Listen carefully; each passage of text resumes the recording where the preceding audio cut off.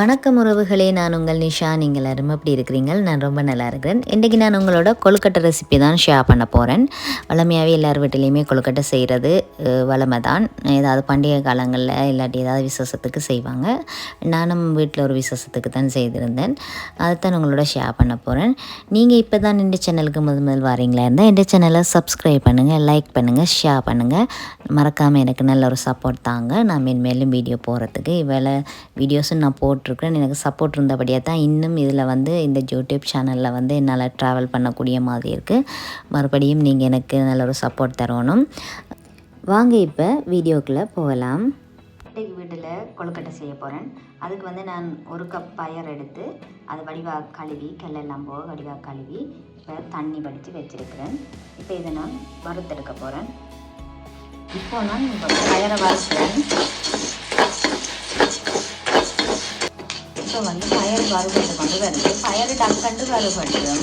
கருக விடக்கூடாது பயரை, பிறகு அது டேஸ்டாக இருக்காது, பயறு தண்ணியாக இருக்கும். இப்போ இந்த பயறு வறுபட்டு கொண்டு வருது. பாருங்க, ஒரு வெடிக்கிற தண்ணி மாதிரி இருக்குது. அப்படியே கலர் சேஞ்ச் ஆகி கொண்டு வரும் பயறு வறுபட்டு கொண்டு வரையில. பயறு வறுபட்டுடுது. இப்போ பயரை நல்லா வறுத்தாச்சு. இதை கொஞ்சம் நேரம் ஆற விட்டுட்டு ஒரு மிக்சியில் போட்டு நாங்கள் 2 பாதியாக அப்படி உடைச்செடுப்போம். கொழுக்கட்டைக்கு பயரை அவிச்சு தான் உள்ளுடன் செய்யணும். அதுக்கு பயறு வறுக்கணும். வறுத்து தான் அதை பருப்பாக்கி போட்டு செய்யணும். நாங்கள் இது பயறு ஆறின உடனே நாங்கள் ஒரு மிக்சி கப்பில் போட்டுட்டு டக்குன்னு அதை பாதியாக உடைச்செடுப்போம். இப்போ 1 பாதியமாக இப்போ நொறுக்கி எடுத்தாச்சு. இப்போ இதுக்குள்ளே இருக்கிற டஸ்ட் எல்லாத்தையும் க்ளீன் பண்ணி எடுப்போம். எனக்காக சுற்றக்கூடாது என்று சொன்னால் அப்புறம் ஃபுல்லாக நொறுங்கி போடும். அதனால் 1 பாதியமாக நொறுக்கி எடுத்தாச்சு. இப்போ டஸ்ட்டை க்ளீன் பண்ணிவிட்டு பாருங்கள். இப்போ பயறு வறுத்து நெரிச்சு எடுத்தாச்சு. இனி இதை நாங்கள் டஸ்ட்லாம் தட்டியெல்லாம் எடுத்தாச்சு க்ளீன் பண்ணி. இதை நாங்கள் ஒரு ப்ரெஷர் குக்கரில் போட்டு அவிச்செடுக்கணும். அவிச்செடுத்துட்டு பார்ப்போம். எடுத்து வச்ச பயரை நான் இப்போ கழுவி வடிவாக சுத்தமாக கழுவி எடுத்துட்டு இப்போ திருப்பி என்ன செய்யணும்னா ப்ரெஷர் குக்கருக்குள்ள போட்டு அவிய விட போகிறேன். வடிவாக ப்ரெஷர் குக்கருக்குள்ள போட்டுருக்கா அவிய வச்சு எடுப்போம். தேவையான அளவு தண்ணியை இதுக்குள்ளே ஊற்றுவோம். ஊற்றி போட்டு அவிய விடுவோம். கிணக்க தண்ணி விடாதீங்க. தேவையான அளவு கொஞ்சம் அளவு தண்ணி விட்டிங்கன்னா காணும். இந்த பயருக்கு இந்த தண்ணி காணும். இதுக்குள்ளே கொஞ்சம் உப்பும் போடுவோம். இப்போ உப்பு கொஞ்சம் போடுவோம். இப்போ மூடி அவிய விடுவோம். இதில் விட்டிங்கன்னா 2 விசிலுக்கு நீங்கள் அவிய விட்டால் காணும். 2 விசில் வந்த உடனே நீங்கள் அடுப்பு ஆஃப் பண்ணிவிட்டு பயரை வக்கி எடுக்கலாம்.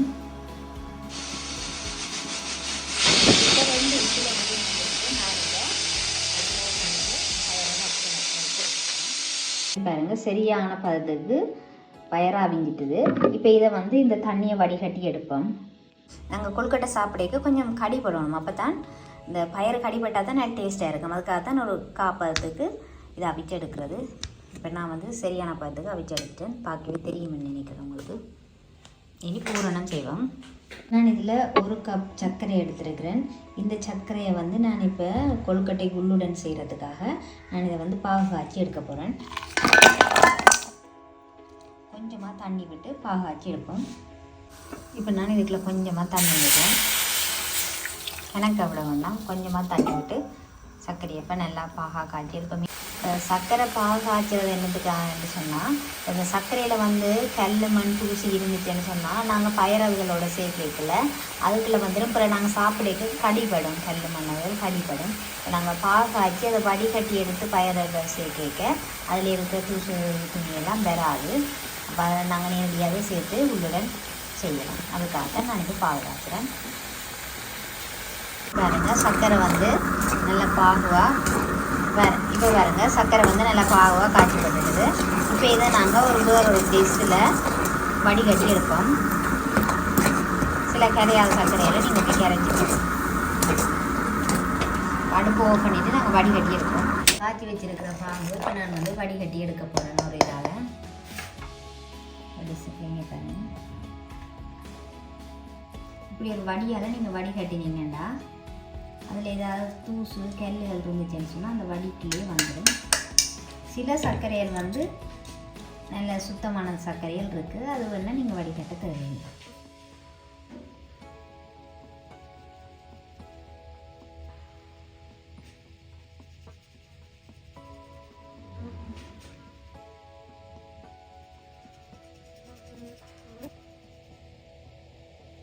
பாருங்க கரையாமல் இருக்கு, ஆனால் இது கல், இதை பார்க்க தெரியுதுன்னு நினைக்கிறேன். அது வந்து கல் பாருங்கள், எல்லாம் டஸ்ட் அதில் கிடக்குது. சர்க்கரை பாவுக்குள்ள வந்து நான் வந்து என்ன செய்ய போகிறேன்னு சொன்னால் அவிச்சு வச்ச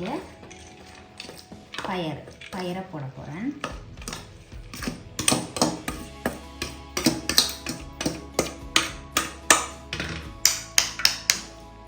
அடுத்தது தேங்காய் பூ வந்து நான் ஒரு 3/4 கப் தேங்காய் பூ எடுத்து வச்சுக்கிறேன். நான் அதையும் வீட்டில் போட போகிறேன்.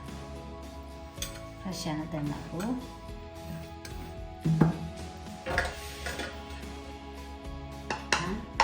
ஏலக்காய் பவுடர் இடித்து வச்சுருக்கிறேன். அதையும் சேர்க்க போகிறேன்.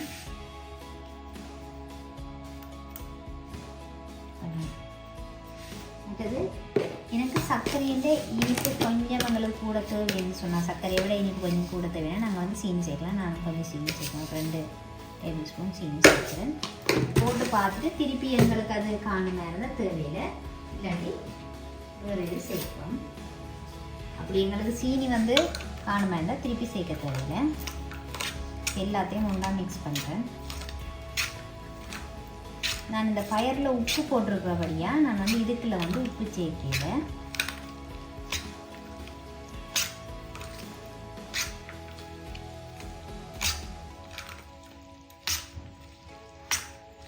எல்லாத்தையும் ஒன்றோட வந்து மிக்ஸ் பண்ணுறேன்.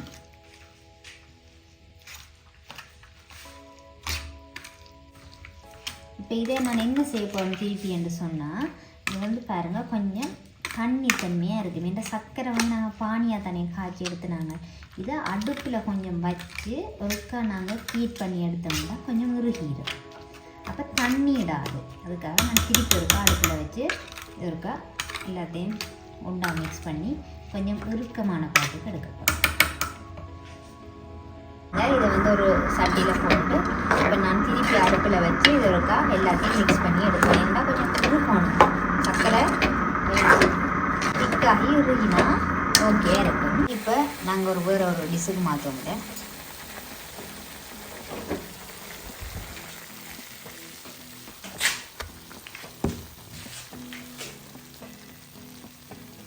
எனக்கு இனிப்பெல்லாம் கணக்காக இருக்குது, நீங்கள் உங்களோட இனிப்புக்கு ஏற்ற மாதிரி கூட்டி குறைக்கலாம். வந்துட்டு உள்ளுடன் ரெடி ஆகிட்டுது. இனி கொழுக்கட்டைக்கு மாவு குழைப்போம். கொழுக்கட்டைக்கு மாவு குழைக்க போகிறேன். 1 கப் கோதுமை மாவும் அவிச்ச கோதுமை மாவும், அதிலேயே 1 கப் அரிசி மாவும் சேர்க்குறேன். 1 கப் தான் அரிசி மாவு, 2 சேர்த்துருக்குறேன். 1 கப் அவிச்ச கோதுமை மாவும் 1 கப் அரிசி மாவும் சேர்த்துருக்குறேன். இப்போ உப்பு சேர்ப்போம். இப்போ தேவையான அளவு உப்பு சேர்ப்போம். மாவு குழைக்கிறதுக்கு உப்பு சேர்த்து இப்போ எல்லாத்தையும் ஒன்றா மிக்ஸ் பண்ணி விடுவோம். ஒன்றையாக மிக்ஸ் பண்ணி விட்டுட்டு இடியப்பத்துக்கு எப்படி நாங்கள் மாவு குழைக்கிறோமோ அதே பதத்தில் தான் கொழுக்கட்டைக்கு மாவு குழைக்கிறது.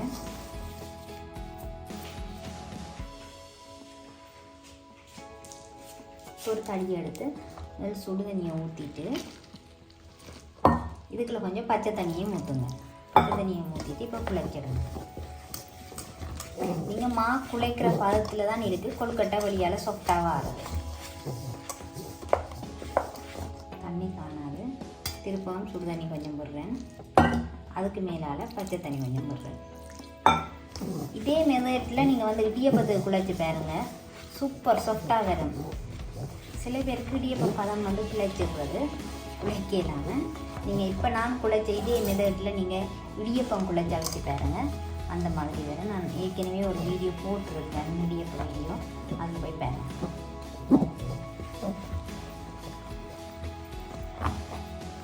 வடிவாக மாவை திரட்டி எடுக்கணும். இந்த சட்டியில் ஒட்டாமல் இரண்டு வரணும். சில பேர் வந்து தேங்காய் கொஞ்சம் விட்டு குழைப்பினா, நான் தேங்காய் விட்டு குழைக்கிறேன், சில பேர் விட்டு குழைக்கிறேன்.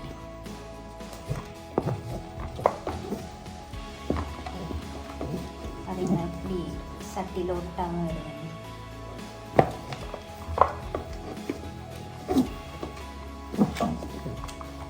2 பாட்டில் பிரண்டு வருது பார்த்தீங்கன்னா.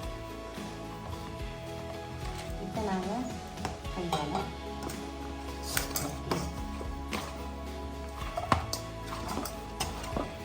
சட்டியில் ஒட்டவே இல்லை. சுடுதண்ணிக்க பச்சை தண்ணியை விட்டு குளிச்சு பாருங்கள். இது எப்போ சாஃப்டாக வரும். மாவு நல்ல சாஃப்டாக தான் இருக்கும்.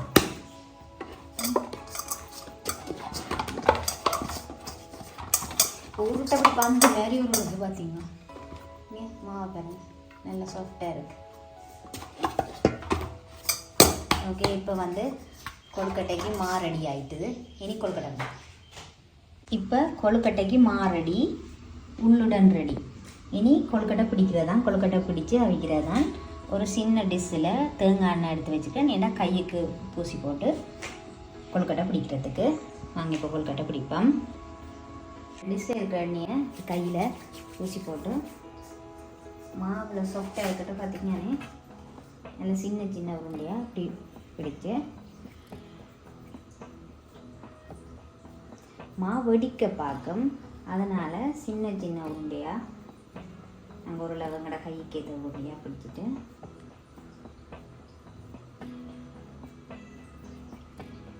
மாவு வந்து நல்லா சாஃப்டாக்கிட்டு கையால் அப்படி உருட்ட மாவு வந்து அந்த வெடிப்பு இல்லாமல் ஒன்றோடு சேரும். அப்படியே இப்போ எனக்கு பார்த்து அவங்களுக்கு தெரியும். நான் இப்படி கையால் வந்து இப்படி உருட்டுறேன். இப்படி போட்டு இப்படி பாருங்கள் மாவு இப்படி வந்துட்டு பார்த்திங்களா, வெடிப்பு இல்லாமல் வந்துட்டு இதை இப்படி கையால் அப்படி அமர்த்துறேன். ஊற்றி போட்டு இப்படி பெரிய விரலை இப்படி வச்சுக்கொண்டு இப்படி சுற்றுறார். பார்த்தீங்களா, இப்போ வந்து ஒரு சட்டி மாதிரி வருது.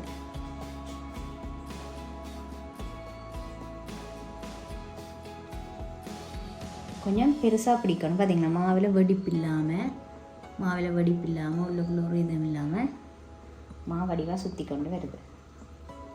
சுற்றுறதுலாம் இருக்குது. நாங்கள் சுற்றி பிடிக்கிறதுலே குலைக்கிறதுலேயும் தான் இருக்குது. இப்போ பார்த்தீங்களா, இப்படி ஒரு டிஷ் மாதிரி வந்துட்டு. இப்போ இதுக்குள்ளே வந்து நாங்கள் செய்து வச்ச உள்ளுடனே ஒரு ஸ்பூனால் எடுத்து இப்படி இதுக்குள்ளே வைக்கணும். ஒரு ஸ்பூனால் இந்த சட்டிக்குள்ளே இப்படி வைக்கணும். உங்களுக்கு தேவையான அளவு நீங்கள் எந்த அளவு சைஸுக்கு பிடிச்சிக்கிறீங்களோ அந்த அளவுக்கு இப்படி வைக்கணும். இப்படின்னு விட்டால் வைக்கணும். வச்சுட்டு இது என்ன செய்யணும்னா இப்படி அமர்த்தணும். இப்படி 2 பக்கத்துலேயும் உள்ளது இப்படி பிடிச்சி அமர்த்தணும். இவ்வளோ தான் வேலை.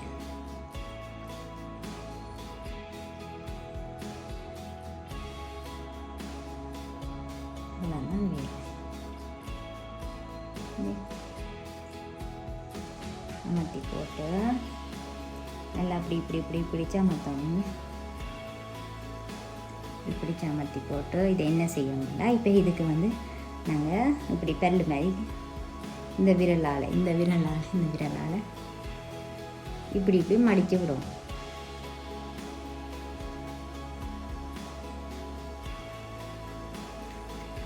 கொழுக்கட்டை ரெடி. இங்கே இவ்வளோ வடி வேறு பார்த்தீங்கன்னா ஒரு வெடிப்பு இல்லாமல் அப்படி வந்துருக்காங்க. இப்போ இது ஒரு டிஷ்ஷில் இப்படி எல்லா மாவையும் ஒன்றோடு எடுத்து கையில் வந்து நாங்கள் மாவை வந்து வெடிக்க பண்ணாமல் மாவை நல்லா கையாலேயே இப்படி உருட்டி எடுக்கணும். மோதகத்துக்கும் இதே தான், எல்லாத்துக்கும் இதே மெத்தட் தான். ஆனால் அந்த பிடிக்கிற முறை தான் வித்தியாசம். இங்கே நாங்கள் இப்படி கையால் எண்ணெயை பூசிட்டு இப்படி கையால் அப்படி இப்படி உருட்டி எடுக்க அந்த வெடிப்பு இல்லாமல் மாவு இருக்கும். இங்கே பார்த்தீங்கண்ணே இப்படி கையால் இப்படி ஒரு அமர்த்தினோன்னு இப்படி வந்துடும். இப்போ இதை இப்படி பிடிக்கிற சுற்றி இந்த பெரிய விரலாம் நடுவுக்குள்ளே வச்சுக்கொண்டு கடன்னு இப்படி பிடிக்க வேண்டிய.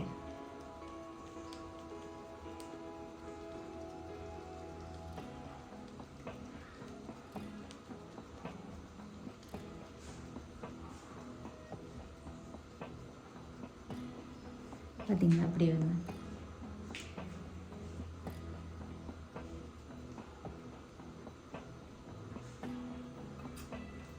இப்போ இதுக்குள்ளே உள்ளுடனே வச்சுட்டு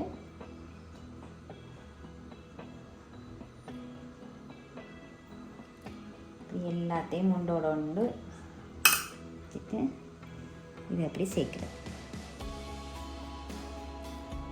இந்த உள்ளுடன் வந்து தண்ணி சர்க்கரை தானே, தண்ணி இல்லாமல் இதுன்றதுக்கு காரணம் இது தானே. தண்ணி இருந்தால் இந்த மாவுக்குள்ள ஒரு கசிவு வந்து வெடிப்பு வந்துடும். இப்போ பிறகு இப்படி 2 கையால் நீங்கள் இப்படி இப்படி இப்படி அமர்த்தி விட்டிங்கன்னா நீட்டாக வந்துடும், வெடிக்கலாம். இப்போ பல்லு மாதிரி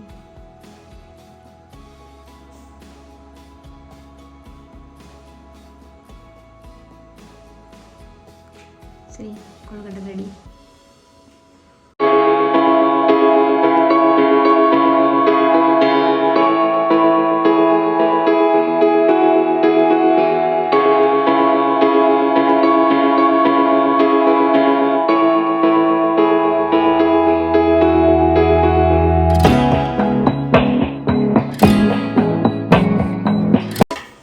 இப்போ வந்துட்டு என்ன செய்ய போகிறோம்னா, இதில் வந்து ஒரு இட்லி சட்டி இருக்குது தானே, அதுக்கு லஞ்சீட்டை போட்டுட்டு கொஞ்சம் எண்ணெய் வந்து பூசி விட போகிறேன்.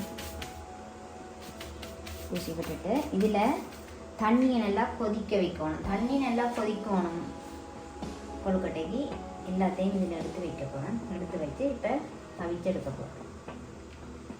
இதில் வந்து 4 தான் வைக்கலாம், அதனால் நான் பாருங்கள். இப்போ கொழுக்கட்டை பிடிச்சாச்சு. இதை கொண்டு இனி அவிப்போம். இப்போ ஒரு இட்லி பாத்திரத்தில் கொழுக்கட்டையை அவிய வச்சாச்சு. அவிச்சு அவிஞ்சா பார்ப்போம். இப்போ வந்து கொழுக்கட்டை அவிஞ்சிட்டு ரக்கி வெளியில் எடுப்போம். கொழுக்கட்டை அவிச்சு எடுத்தாச்சு பாருங்கள், சூப்பராக வந்துருக்கும். இப்போ இதை எடுத்து ஒரு டிஷ்ஷில் வைப்போம்.